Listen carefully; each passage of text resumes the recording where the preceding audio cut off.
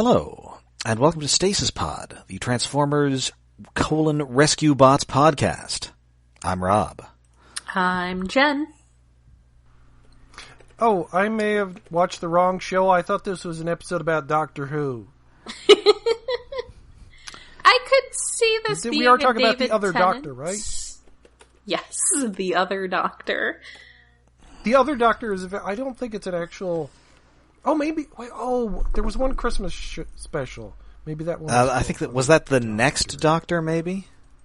Oh, maybe... Anyway, the crazy thing that I found out looking this up was that Tim Curry has never been on Doctor Who. Well, that doesn't make sense, because, like, he's done a lot of stuff in Hollywood. Like, how often has he gone back to do stuff in Britain? I mean, unless he did, like, the old series. Well, my thought was that he would have been on it in, like, this, like the 80s or something. Like, when he was... I guess the, Sylvester McCoy stuff, then? Exactly. That had to be, like, the tail end. Yeah, like, he's going to be third guy from the left in The Happiness Patrol, or... No, he was... No, even then he was... You're thinking 80s. more like... I think it would have had to be, like, a pre-Rocky Horror... Yeah, Tim Curry. Oh yeah, that's true. I guess that we're talking like what's that? What was that movie? 82? The 70s. Let's see. Was it really? Yes, you're right. 75. Oh wow. Oh yeah. So he would have been around in fourth. Wait, around then, yeah, I think fourth or fifth. Yeah. See, I guess by the mid 80s, he was already in like Clue and Legend. Yeah. Oh yeah. Yes, it's like. Either he went high rather quickly. He seemed to have kind of skipped the bit player on BBC sci-fi show level. Yeah, shockingly, not a lot of. There are a couple British TV credits for him, but not a ton. I mean, by 1981, he'd hosted SNL. Oh yeah, maybe he just wasn't into TV. Yeah. It's like that. That's like a whole. Although apparently there is a British TV series where he played William Shakespeare. Ooh, that's kind of cool. When? 1978. It also featured Ian McShane as Kit Marlowe and Paul Freeman, the bad guy from Raiders of the Lost Ark, as Richard Burbage. That's pretty he was cool. Starring as William Shakespeare. Yeah, it was Will Shakespeare. Huh. I mean, he's a good choice. Starring Tim Curry as Will Shakespeare. Neat. That's pretty cool. I like it. Anyway, but yes, today we are talking about the 12th episode of Transformers Rescue Bots, first aired May 19th, 2012, written by two guys new to Transformers who have not written any episodes subsequently, Ken Pontac and Warren Graff. Warren Graff is one of the guys who created Happy Tree Friends. Huh. Weird. Did he ended up doing this? Oh. Yes. I can see that. And Ken Pontac has had an interesting career. I started off as like a special effects guy. So he did special effects for a bunch of 80s movies like Never Say Never Again. Mm-hmm. And then I guess he, because he did like animation, he did that mid-80s Gumby revival. There was a mid-80s wow. Gumby revival? The hell? Yes. I do not remember that at all. Yaha. I don't remember it as well as I remember the early 90s Beanie and Cecil revival, but I kind of remember it. Oh, I vaguely remember that. And so he ended up writing for a ton of cartoons. Mighty Max, The Legend of Calamity Jane. Ooh. Both Reboot and War Planets, but not Beast Wars. Aww. Sherlock Holmes in the 22nd Century. Crypto the Super Dog. Ooh. Extreme Dinosaurs. Wow, he got around. And even recently, he wrote 19 episodes of Pac-Man and the Ghostly Adventures. Ooh. That's a lot of episodes of that. Yeah. And also wrote a bunch of Was that episodes... like the later, like the... Yeah, like the recent one, not the one from the 80s. Wow. Okay. I sort of vaguely remember that existing and not caring about it. And also that King Kong cartoon that's on Netflix.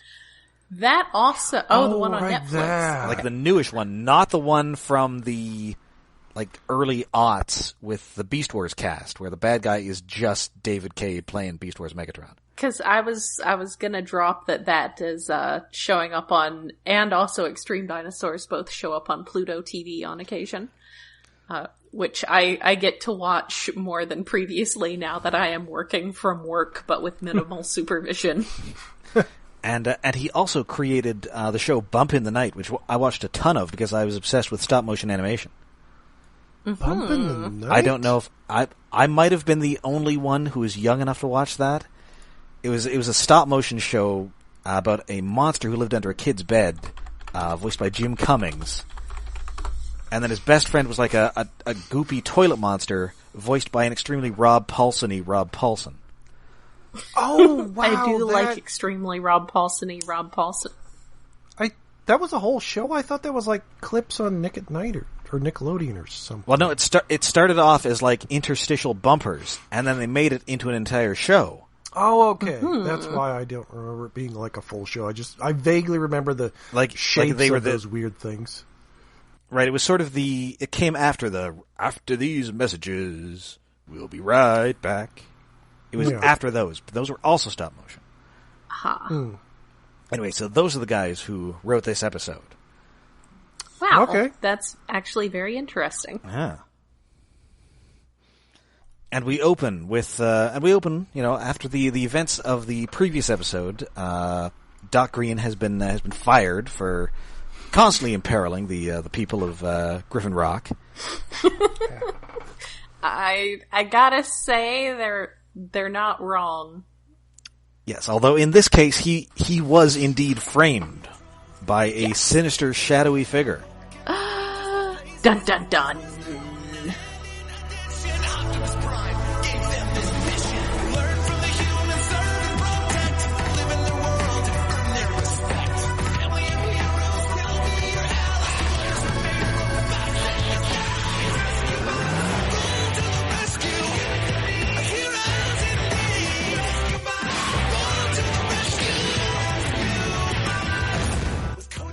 So we open with Chase and Chief Burns. They're on the stakeout again. A guy speeds by, but he's not speeding that much. He's going 4 miles over the speed limit, which I'm pretty sure legally you have to be going at least 5 miles over because of like something like sensitivity of the tracking radar equipment something. Yes, but maybe not Cybertronian tracking equipment. Then you would have to explain to the courts why you were using Cybertronian tracking equipment. What a Cybertronian is. Probably get Agent Fowler involved. This is for a parking ticket? Yeah. This is not worth it. Anyway, and indeed, Chief Burns is all like, he's that guy, he's got a lot on his mind. It's only 4 miles over the limit. Justice is important, but you got to, you have to have some compassion. Which kind of feels like maybe what Chase is doing, paired with Chief Burns. Learning that not to be, more than meets the eye Ultra Magnus. And indeed, it's a good thing they didn't do that, because once again, the town is in mortal peril, this time by a deadly steamroller. That's fairly perilous. Well, it's certainly perilous to the mayor and his collection of lawn gnomes, which cool. are swiftly demolished by this road roller. No. Yeah, the rescue bots, they roll to the rescue, but they're too late because it's already been stopped by a mysterious black and purple robot that is definitely not evil. It's totally not. Very, it's got a lot of very, gun qualities to it. Well, it kind of looks like those robots that Superman fights in those old Fleischer cartoons. Yeah. Well, aren't those really skinny? Yeah, I can see that.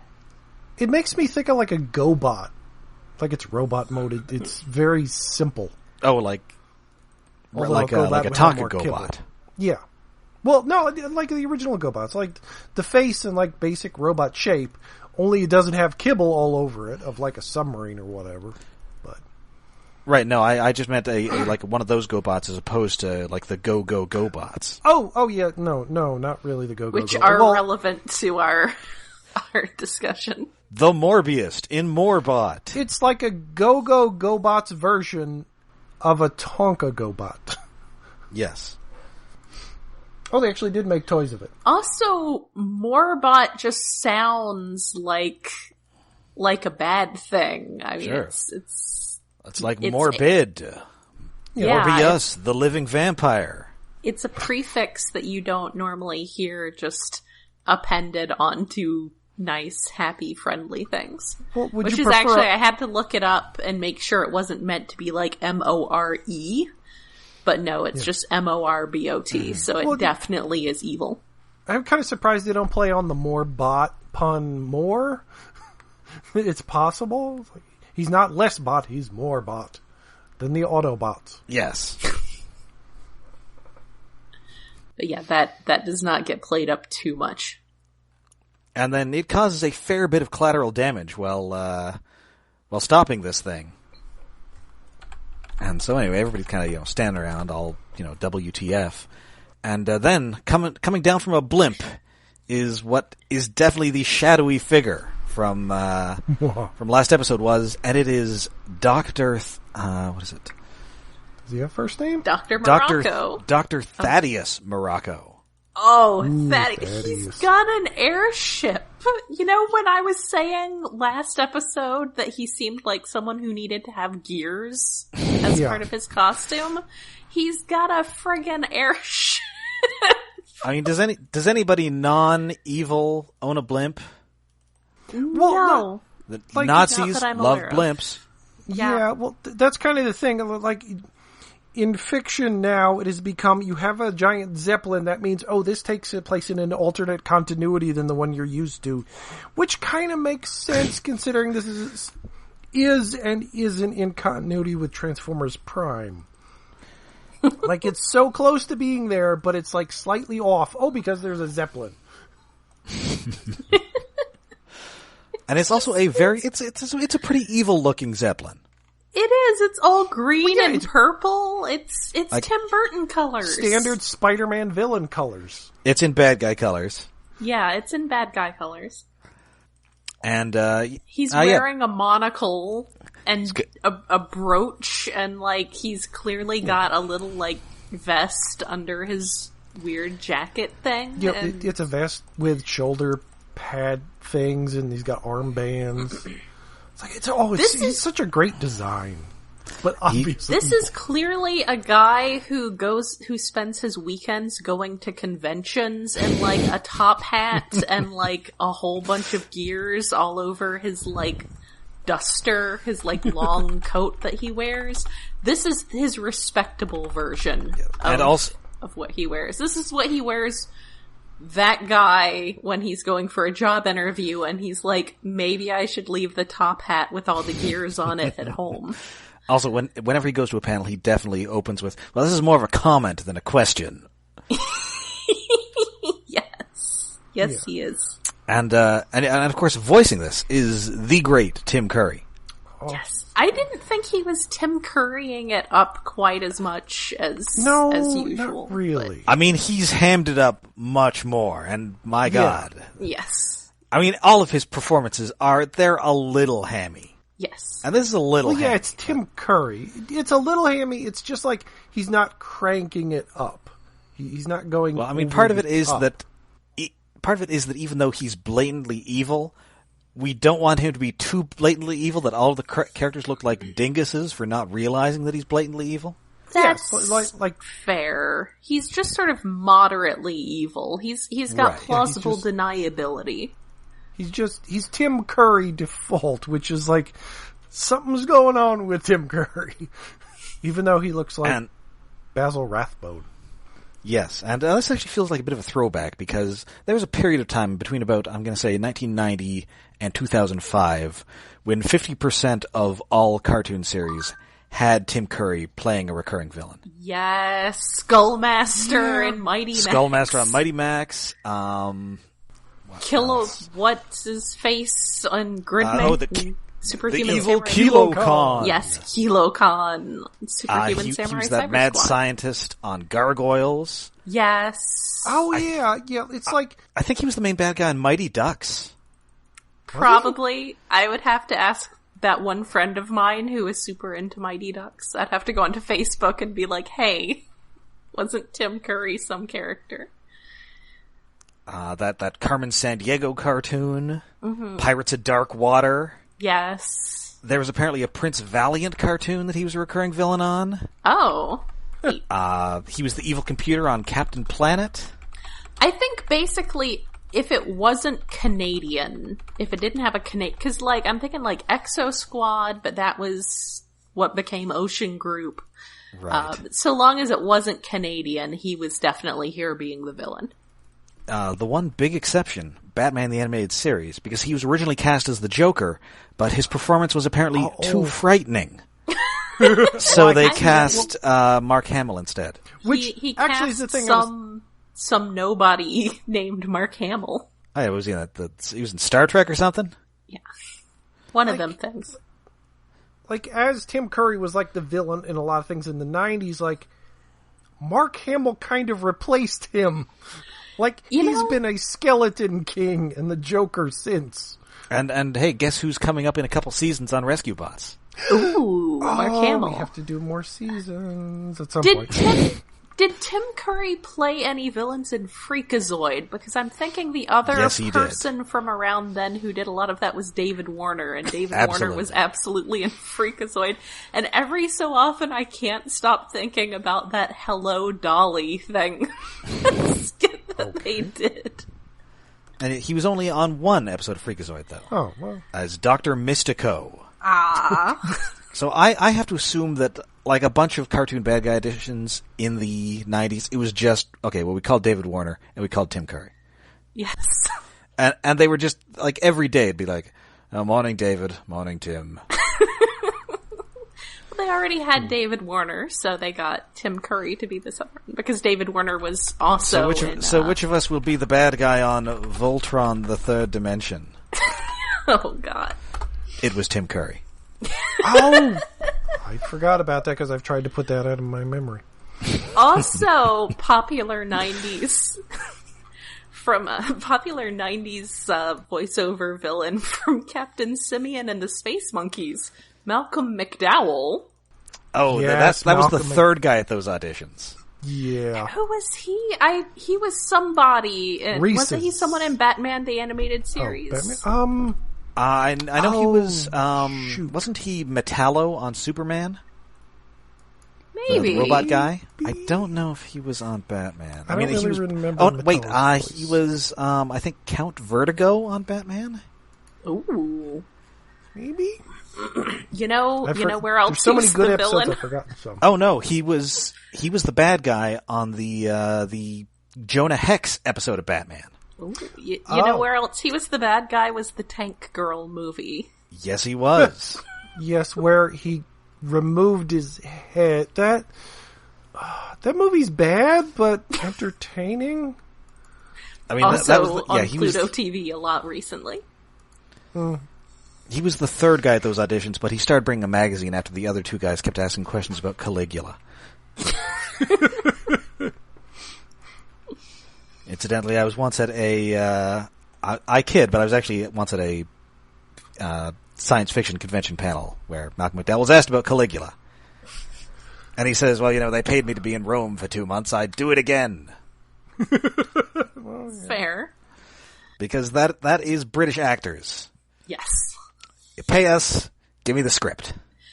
Also, speaking of free and low-cost television, Comet TV has been playing Babylon 5 in the middle of the night, and I just had that on in the background while I was, playing something else, and there was absolutely some David Warner, and I feel like I really should have watched that show more when it was on. Yeah, I never really got into it. Part of it was that those special effects were really bad, even for 90s TV. They were pretty bad.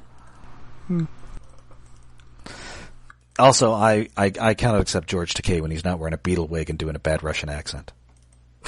No, that's not George Takei. Walter Koenig. Or sorry, not George Takei. Well, yeah. Oh, yes. Well, just George Takei, known for his famous bad Russian accent. Yes. Ah, yes. We are looking for the nuclear vessels. I imagine he probably does have a good, bad Chekhov impression. I mean, he probably does, because you know those guys are just constantly making fun of Takei. Yeah. Well, they're making fun of everybody there. Except for Nimoy. Nemo probably wasn't making fun of everybody else that much. Well, speaking of which, at a second panel, I think they mentioned, Takei mentioned that he was constantly pranking James Doohan. Well, yeah, I mean... It was usually him, Nichelle Nichols, and Walter Koenig pranking James Doohan. Aw, sounds adorable. And anyway, we're getting distracted a lot. So Doctor Morocco is apparently he used to live on Griffin Rock, and he was the scientist there, much as Doc Greene was, but they kicked him out for reasons that remain a little nebulous, but it sounds pretty bad. Yeah, it does sound... I think they mention at this point something about him, like, selling... Or maybe one of the Burns family asks him if he's still selling evil technology. Oh, and he has a great answer for that. He says, I simply make sensible devices for legitimate businesses. That is the thing you say when you do absolutely not do that. Well, I think David, being from New Jersey, can tell us a lot about legitimate businessmen. Look, you have to respect legitimate businessmen. They're providing a service for the community. Sometimes things get a little out of hand, but that is the thing you say when you're Destro. Yeah, no, I'm in waste disposal. Yeah. No, it's a thing you say when a lot of the people you know are Italian, and somewhere in their family tree, there's a legitimate businessman. Yeah. I've known people along those lines. And you'd rather have them on your side. It's good to be good to these people. Yeah. So yeah, he's all my robot can do the work of all of your rescue team. I really appreciated that it was Cade who spoke up in defense of their rescue bots. Yes. Like, hey, these guys are a pain in the butt, but they're my pain in my butt. A little bit. And but so the mayor kind of doesn't want to have anything to do with it. He just wants things settled, but he can't settle things now because important decisions require pants. He says, I can't make any important decisions without pants, which, given that we're recording this in the middle of the whole pandemic situation, is not a good way to go about things anymore. Nowadays, you have to be able to make important decisions with no pants. Pants optional. So pants are an illusion.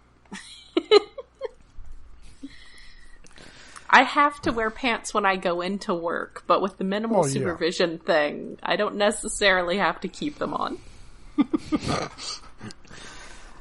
So anyway, apparently Doc Greene was hired instead of Dr. Morocco way back when. So Cody and the Chief go to visit Doc Greene and Frankie, they've been kicked out of their lab home, and they are now living at Mrs. Niederlander's B&B.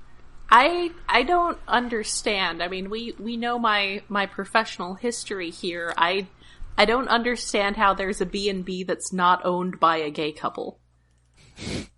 I mean, maybe the other Mrs. Niederlander has passed on. A not insignificant number of gay romance novels that I have worked on have ended with the couple involved owning a B&B. It's just... It's how things are done. It's a thing. But yes, maybe this is the other kind of couple, and yes, the other Mrs. Needlemeyer has moved on. Has passed on. Yeah, so alas. Doc Greene is there taking an unexpected vacation, and he's filling his void of activity time by building birdhouses. So many birdhouses. This is a man on the verge of madness. It's not very difficult. Well, he hasn't, it hasn't been so long that he has started recreating art around the house, which is, like, my favorite. The quarantine is bad, but my favorite thing about it has been people online like trying to recreate famous works of art just around the house with like cats and things as stand-ins for like. Oh, what it was like? Was it Edward Munch or something? There was one something like, along those lines. One of the weird things. Oh, now I want to find it again somewhere. But it's like it's been productive in people doing bizarre things, which reminds me a lot of like college. Like I would get so bored because I was like watching a lab while people were playing with computers a while. That was a job for a bit. And I would get so bored I would produce art projects for myself just to keep myself busy, which often involved printing out rather large pieces of things to redraw and making bizarre signs. I kind of miss that. Yeah. Ah, the bored times.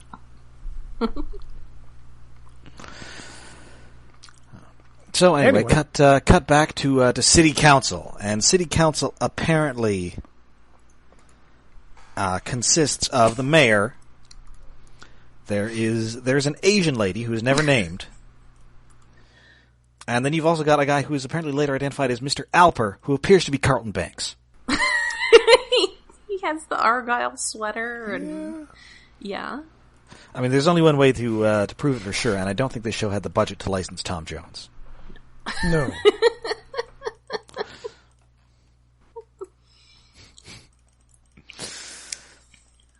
So he's all, my robot will keep everybody safe, and it will not endanger anybody else, unlike these calamitous clumps of clanking bits. He criticizes them, the wording he uses, misplaced empathy, and I'm like, that is just a little fascist, oh my god.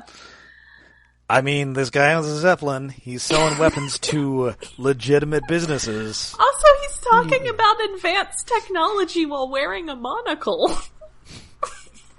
Yeah. No, you're not convincing me. Maybe it's like a cyber monocle. All of his advanced technology is steam-powered, and you will not convince me otherwise. Well, he's considered steam for most things. Well, his MorBot doesn't seem to be steam-powered. Who knows what's powering that? Probably radioactive decay or something. Oh, it was a Hieronymus Bosch painting that I was thinking of. Oh. That someone recreated. Yeah, he pulls out his phone and the battery's getting low, so he has to pour a bunch of coal into it. Yes! Also, it's made of gears. Also, it's like the size of a large book. He's like cranking it? Yes. Yes. Just a second, I have to wind my phone. Yes. That's exactly what I expect from this guy, but no, he's apparently talking about advanced technology while wearing a monocle and a vest. I mean, he did build a robot. He did build a robot. I am kind of surprised he doesn't have, like, a robot henchman like an Igor following him around. That's a little too evil. Yeah, but, I don't know. Gotta have some plausible deniability. It doesn't have to talk, it just has to look weird. Yes, and he totally pulls a Lyle Landley on them. Well, hey, maybe the MorBot. Maybe that's more of a Shelbyville robot. He does. He absolutely pulls that trick, and it works. Man, sadly, I don't think that Griffin Rock has a Shelbyville. Aww. Or Hippogriff Rock? I seem to recall I came up with something for this in an earlier episode, but possibly. I don't know. Manticore Mountain. There you go. Yeah, it might have been a Manticore. I prefer Hippogriff because it's close enough to a Griffin, but it's not. I like the Manticore. But I guess Manticore is less used. Chimera Cliffs. Because it's just like, ooh, Chimera Cliffs. Oh, I want to move there. Owl Bear Acres. I don't know. I'm running out of monsters here. Anyway, so they totally okay. So we are going to have this robot duel, and if your robot wins, Doctor Morocco, then the rescue bots get the old heave ho. And so the team is clearly not happy with this. Boulder has already decided that we are going to lose. Aww. Yeah, he's a little depressed. Although I have to go back to like the first episode where this family is immensely shocked that, oh no, we're going to be replaced by robots. You have 4 robots and 4 people who have replaced a police force, a fire department. Hey, now, you don't know they ever had a full police force or fire department. Maybe or not, but engineering. Later on, we do see 1 additional police officer. Oh, okay. It does seem like the first episode is we have upgraded to these cool robots, and we've replaced it. It feels like hypocrisy to a degree. Maybe the town was just in less constant peril back then, so they only needed these people. Yeah. It doesn't seem like they were in less constant... Okay, admittedly, Doctor Morocco behind the scenes has increased the level of peril in this town secretly. The peril has increased. But it doesn't seem like he's the only source of peril. Like, the volcano. He had nothing to do with that volcano. Well, listen, the natural disaster, this was just like the end of Batman Begins. You don't know escalation. that he didn't have anything to do with that volcano originally. Well, in fact, he might have. We will get to that in the season finale. Oh. Dun dun dun. Okay. But Dr. Morocco's been around for a while. Okay. What?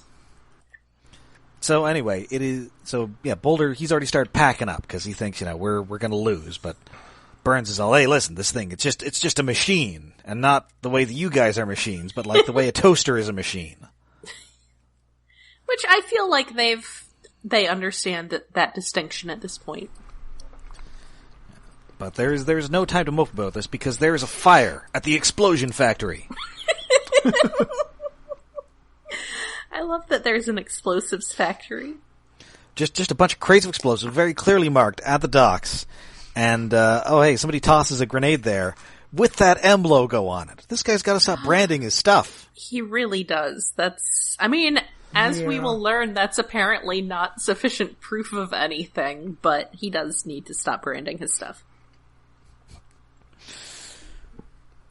So yeah, they don't quite realize that they are at the explosion factory fast enough. Yes. No. You would think they would know that, hey, this is where the explosives come from. Maybe we should be extra careful, but, that's where that guy's always trucking those explosions to. Yeah. So anyway, the humans have to get away. The robots, they're still trying to put out this fire, but it's the MorBot who finally puts it out when he uses the water to cause a giant wave washing over the dock and totally wrecking it. Is it a him, or it's more of an it, I feel it's more like, of an but it. it is kind of a him. It doesn't say anything, it's just an it. It cannonballs into the water. Yes. To put out the fire, which, okay. They call that the Dangerfield maneuver.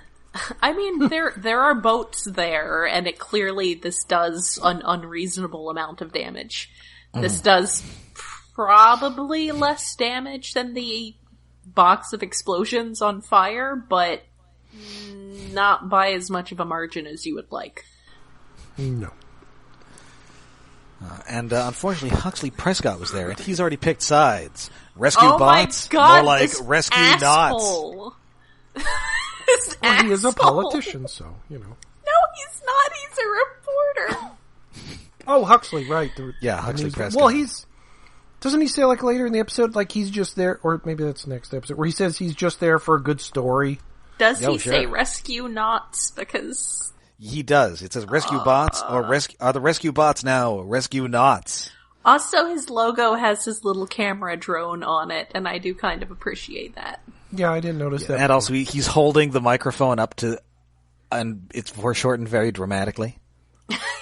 Yeah, whoever made his logo did a very good job. Yes. But yeah, he has absolutely 100% already turned on the rescue bots. Oh, so yes. Screw this guy. So everybody is now very bummed, and Cody's, he tries to cheer him up by telling the story of John Henry, as chronicled in Transformers, Hearts of Steel, speaking of steampunk. Oh, hey. Yeah, but when he pulled out that book and started talking about John Henry, it's like, no, bad story choice, bad. Conveniently, he doesn't get to the end. Well, No, and he that's makes the thing is he clearly they're like, so he just keeps his job and everything's fine, right? And Cody is just like, Yeah, that's so, they do telegraph. It's not like they pretend that the story has a happier ending. No, but it just seems like an odd choice to bring up as, like, a good motivational story for these robots about a person who dies. How about the story of the Terminator? I mean, sure, it got Michael Biehn, but she crushed it in a press at the end. Yeah. Cody's not old enough to have seen that movie. No, he's not. I can't think of a lot of kid-friendly movies that are, like, people versus robots. Well, that's because it's not really a kid-friendly theme. Subject? How about that noted family classic, Chopping Mall? Also on Pluto TV recently. That is not at all surprising. And Yeah. Well, that's a classic, but no, that's not getting a TV edit. You don't need a TV edit for Pluto TV, as I learned when I turned on Bride of the Reanimator. Ooh, yeah, I haven't seen that. To bring it back around to Transformers. Yeah. Anyway, so there's a kid who's we cut to the park. This kid playing with a toy rocket, and Dr. Morocco said, "Oh yes, I remember having one of this when I was a boy, a zillion years ago. I had one just like this when I was your age, but it was evil." He does not say. But now this one is evil because he puts nanites in it again. It becomes a super deadly rocket. Mm-hmm. Yep, that's his thing, putting nanites in things, which I realized, oh wait, the cool music from previous episode where it kicked in and it was like rock theme, it's like, oh, that's the nanite music. That's the nanite theme. The nanite theme from Rescue Bots. The touching nanite love theme. As sung by they do Ned the replicate nanite. themselves generally in most versions of things about nanites. Anyway. And unfortunately, speaking of trucks of poison, it is once more imperiling Griffin Rock's most perilous trucker. Luckily, this time, he is just trucking what appears to be a bunch of newspapers and not a tanker full of exploding poison. Yeah, what is he doing with an entire pallet, like, the back of the 18-wheelers filled with papers, newspapers? They don't have newspapers, they have hologram papers. What is he doing? What is going on? Look, it's like ebooks now. Some people like their e-readers, but a lot of people still want to get that thunk on their door as the newspaper is thrown at it at like 5 a.m. Yes, by a robot, as we've seen before. Yeah. It's like the going to Barnes & Noble and buying physical copies of newspapers. Yes. Well, if we could go to Barnes & Noble, I drove by it the other day and it was closed. Oh, that's sad. I will say that a substantial amount of my next paycheck is going to some small bookstores. Hey, listen, Mac, I gotta get this truck on the road. There's a guy on the other side of the island who owns like 15 parrots. Very important. Also good for packing eBay orders. Yes. And, anyway, this is, once more, the day is saved by the MorBot that just smashes a bunch of parked cars while doing so. Driving through in a very evil-looking vehicle mode that we only get a little bit of a glimpse of, but it's very evil-looking. And is this around the same time when he runs into, I think, Cody and Frankie, and insists that children should rarely be seen and never be heard? Run along. Yeah, that's somewhere in here. Or that's after the next one. A little later, okay. But yeah. Close. Okay, because indeed, they're, the rescue team is now busy cleaning up half the town that this MorBot has wrecked. And then, unfortunately, the nanites are once more on the rampage.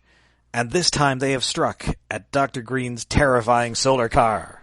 Wait, we should probably point out there's a moment though where Cody is investigating what happened with this rocket. And apparently they just have surveillance cameras everywhere because he's got surveillance footage of they live in a police state. Of Doctor Morocco, sabotaging the the rockets. So that's a little creepy. Thanks. Yeah, welcome to the Panopticon, everybody.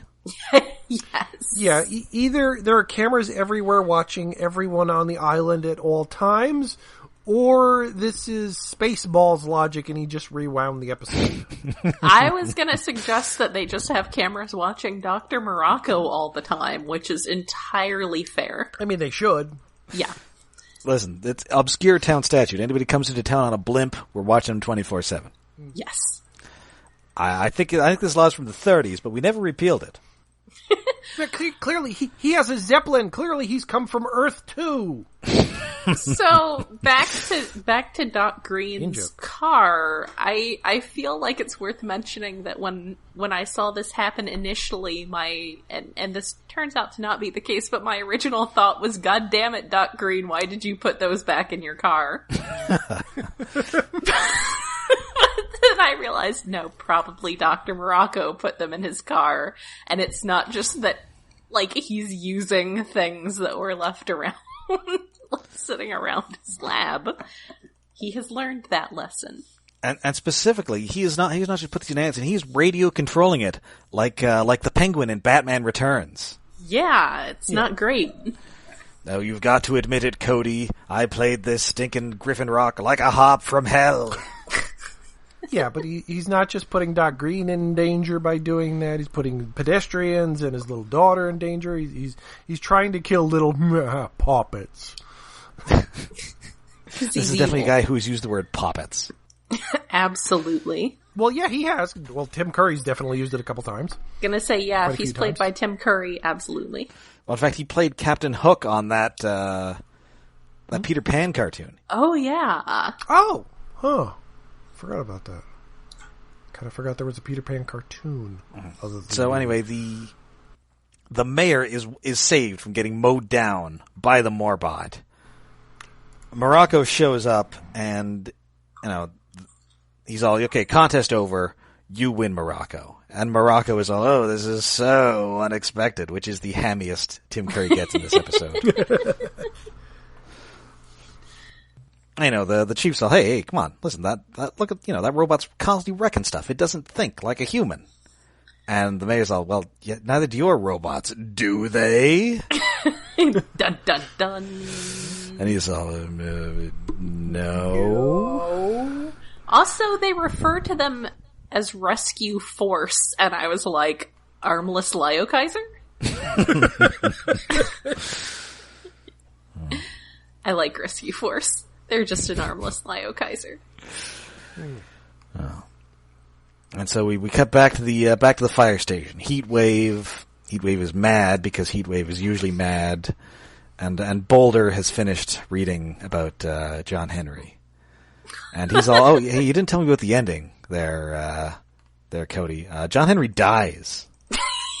Yeah. Yeah. So it's a series of humans lying by intention or omission to the robots. Like you said, we'd be back at work in like a week. No, we're not. You told me this uplifting story about this man who they don't actually say die, like just say like his heart gives out or something.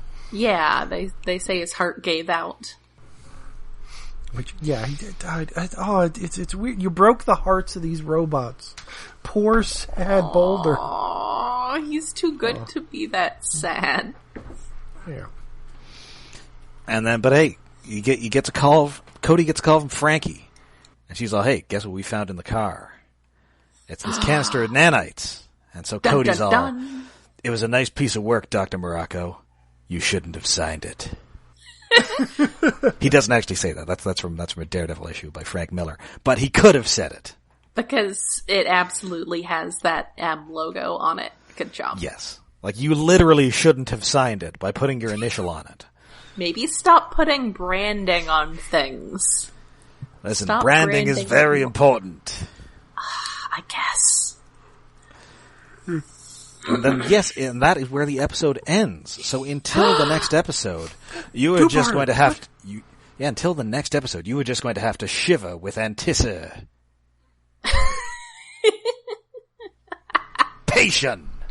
You had to bring in one of those. Yeah. So please stay tuned. But what did we think of the first part of The Other Doctor? There was peril and stakes more than usual, and goodness, Tim Curry. Tim Curry's so good. Oh, he is very good in this. There was a bad guy, and he was clearly a bad guy, but I guess not clearly enough for the characters. But, yeah. Well, I mean, bad enough that all of our main characters realize it. It's mostly known boob Mayor Lusky who does not get it. Yes, that's fair. Along with his compatriots, Asian Lady and Carlton Banks. Mm-hmm. And of course, resident J. Jonah Jameson, Huxley Prescott. Yes. This guy's like a season away from putting a guy in an animal costume and sending him out to fight the rescue bots. We need that. Yeah. I don't think that actually happens, but it definitely could. Yeah, it Kinda could. should. I don't know what the natural enemy of the robot is, unlike how the scorpion is, I guess, the enemy of the spider. I guess the kaiju? Yeah. A little bit? I don't know. I think the closest thing we get to a kaiju in this show is a couple seasons down the road we get a giant baby. There was there's the classic monkey versus robot. Oh, of course. Monkey hate technology, robot hate the monkey, they will fight eternally. Yes, so it would have to be a giant monkey. Versus robot. Which absolutely fits in with what you were saying about an animal costume. So, yes, he's going to send somebody in a gorilla suit to fight the rescue bots. I'm going to have that in my head all night now. No, lemurs. Wait. Sorry? We'll send the There lemur. were already some lemurs. Right, the lemurs. Well, would not be actual lemurs, but a guy called the lemur with the proportional strength of a lemur. Yes. Yeah. Which I don't know guess if that's actually a lot of strength. I would assume it would be fairly strong. I don't know. Lots of animals seem to have much higher proportional strength than humans. Oh yeah, like those chimps that are always ripping people's faces off. Yeah. Yeah. I mean, I guess I could rip someone's face off if I tried hard enough. Well, yes, but you would have to do your best Peter Cullen before doing so. I absolutely would. So yes, that is The Other Doctor. So now that means it is time for David's Tokusatsu Corner. Yay! After a minor distraction, I actually looked to see how much the MorBot and Doctor Morocco toys cost, and apparently Rescue Bots toys cost a lot. Have a larger second-hand price than regular Transformers, because Director Morocco himself was $40. What the heck? A little guy. Well, see, I guess nobody bought them as collectibles. It was just kids who, beat them up. I guess. Yeah, I mean, it makes sense when you think about it, but it's wow, the price on these little guys. I guess I'm not getting one second hand. I have had my sister ask me about the secondary market for Go Bots. Ooh. For her kids. I don't know. Well, if the Rescue Bots ones are anything to go by, probably pretty damn good. Well, I mean, anyway. Dr. Morocco is a character. Yeah. But they didn't have a cartoon. Anyway, yes. QQ Sentai Go 5. What was the episode this week? Well, actually, I watched it last week because we're pre-planning and things didn't happen. Because, hey, on the feed, last week was old Patreon episodes. Yes, because some of us had to work way too much to cover for vacations that didn't actually get to happen. Yeah, so we gave Everything is terrible. Our longest episode ever, which had to be split into 2 episodes, are twice as long as the movie discussion of Transformers the movie. But anyway, okay, yeah, Do or Die, New Coupling Fusion. No, this isn't a sex episode, it's about trains. Is it like that, like Darling in the Franxx, where it's all just a euphemism for sex? No, wait, isn't Darling in the Franxx like the one where it's encouraging the kids that pilot robots to... Something like that. There's definitely... It's extremely euphemistic. Oh, the cockpit is really creepy, yeah. I didn't watch that for quite a few reasons, because nothing I heard about it was good. Anyway, no, this is surprise. they get an upgrade robot, which is their trains that combine. And wait, what did my notes say? I'm trying to remember what happened. Oh yeah, Grand Witch Grandini resurrected the robot a monster last episode that powered up the other monster and the Hellbearers and all shits. And they break the robot sword, the Zord sword, which is like, oh, shocking. So the robot gets its ass kicked at the beginning of the episode. And then they're just like trying to help out, like disaster relief from the volcano that's about to explode throughout the episode. Because they can't repair the robot in this episode. Instead, they have to send the train out later. And it's a whole thing of they're wandering about. And, we find out Mondo, his dead wife's name is Ritsuko. It's like, is that another Evangelion reference before Evangelion? Was it? Wait, no. When was Evangelion? I love her. Late 90s? Mid-90s. Oh, okay, then maybe this... Yeah, this was after, because this was 99. Huh, I wonder if that was intentional because they had Asuka. Anyway, like Asuka... I forget the character's name. The voice actress of Asuka, who's like the comic relief astronaut in the show, sneaks into their super science Sentai lab and kind of helps out in fixing the cockpit that electrocutes the Rangers of the new giant robot upgrade. It still electrocutes them, just not as bad. And and then, yes, the obvious, like, train combiner happens, and it flies. Like, it launches off of railroad tracks into the sky, which, what is it with Japan and flying trains? I mean, they love trains. Yeah. What's cooler than a regular train? Train who flies. Yes. I guess Galaxy Express 39, like, is the reason it happens since then, but it's just an odd thing that, like, flying trains is a repeated motif in a lot of things.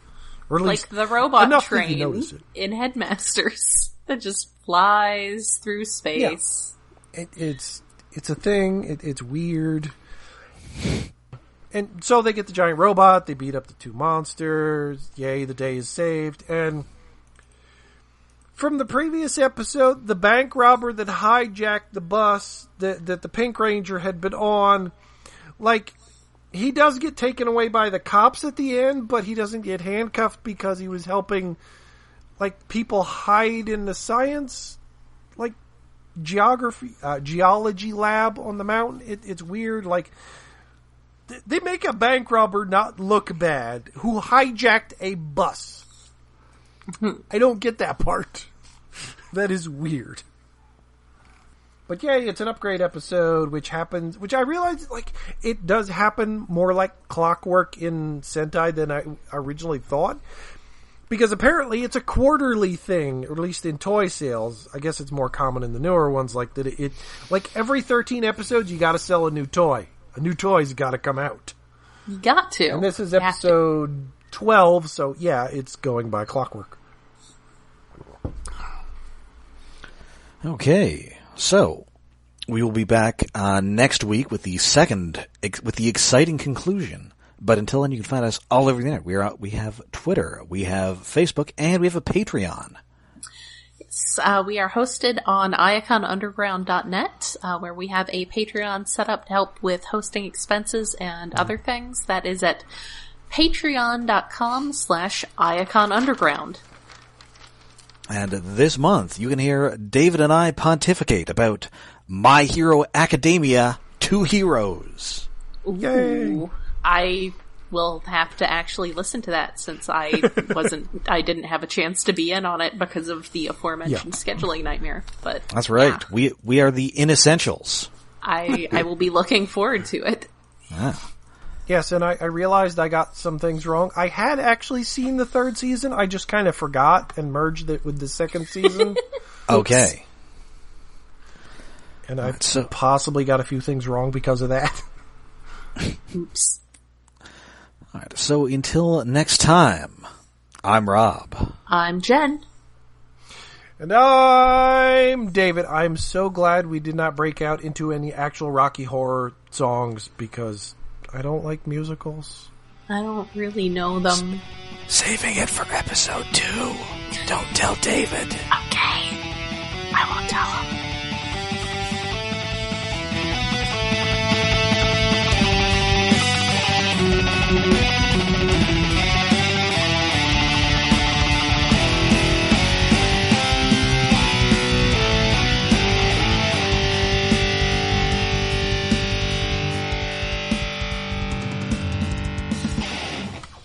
Okay. Well, yeah, I hit record as you said, Jen, are you ready? Okay. Because I expected the 3 there.